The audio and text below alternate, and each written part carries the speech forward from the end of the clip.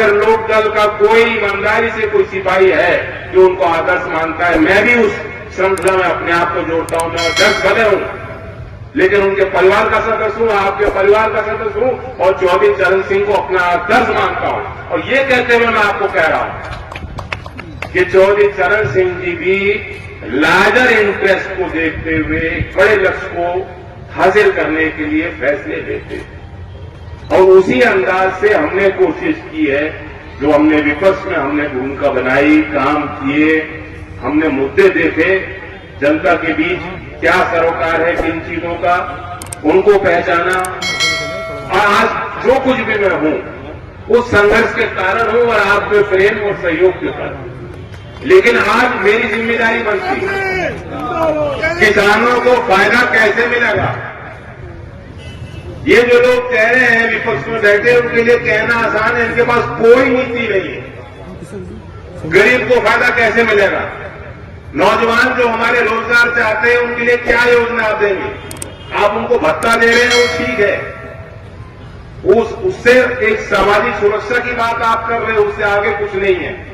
वो तो जैसे चोट लग गई उस पर आपने मलहम लगा दिया, उस पर पट्टी लगा दी। घाव क्यों हो रहा है, आगे ना हो। रोग क्या है, बीमारी क्या है, कहां उस पर अंकुश लगाया जा सकता है। ऐसी सोच विपक्ष के पूरे मैनिफेस्टो में, घोषणा पत्र में कहीं मुझे दिखाई नहीं दे रही।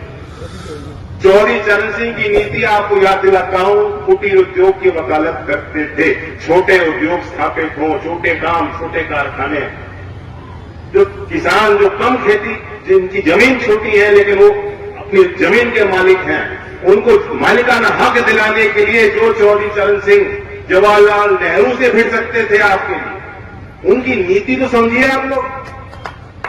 आज भी हमारी उत्तर प्रदेश की सरकार हो या भारत की सरकार हो, उनके अंदर एक सोच विकसित होती मैंने देखी है।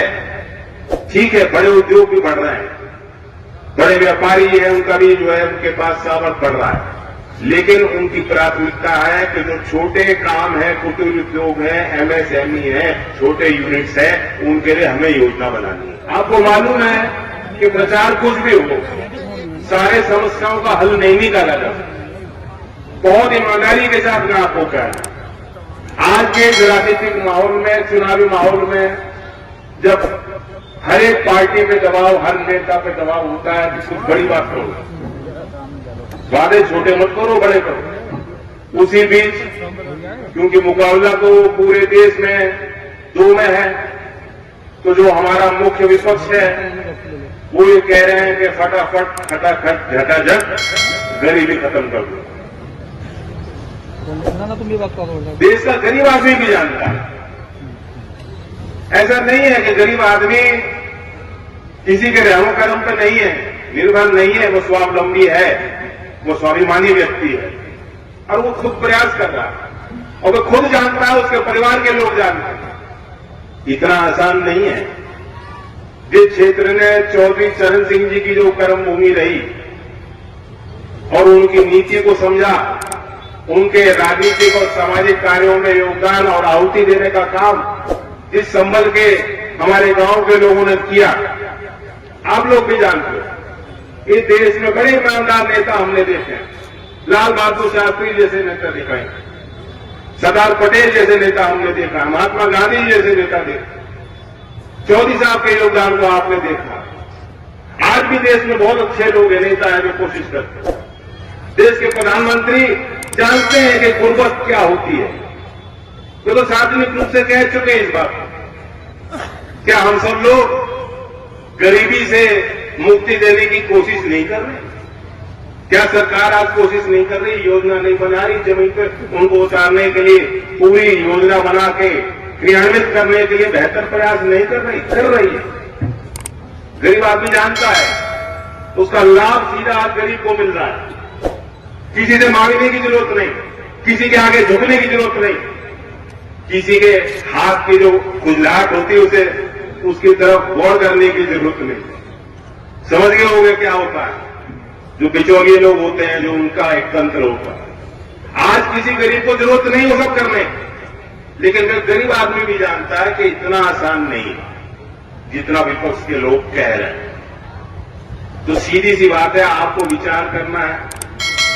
10 साल के कार्यकाल को आपने देखा, और मैं लोकदल की तरफ से कह रहा हूं, जो हम लोग विपक्ष में रहे हैं, ये लोग कहेंगे जो बीजेपी की है वो तो आप कह सकते हो भाई तो बीजेपी में हो। जो हम लोग जो विपक्ष में रहे, और जो लोकदल था तो विपक्ष था, माफ कीजिएगा, आज नहीं विपक्ष है नहीं, क्योंकि एक जो बड़े नेता हैं राहुल जी, वो ऑलमोस्ट पीएम है, और हमारे यूपी वाले हमारे भ्राता वो ऑलवेज सीएम है। वो सीएम की कुर्सी चली गई, उनको एहसास ही नहीं हुआ कि कुर्सी ना आज है न कल को मिलेगी, क्योंकि उनके इर्द गिर्द जो लोग हैं उन्होंने वही वातावरण बना रखा है कि भैया आ गए, भैया आ गए। स्थिति बदल चुकी है।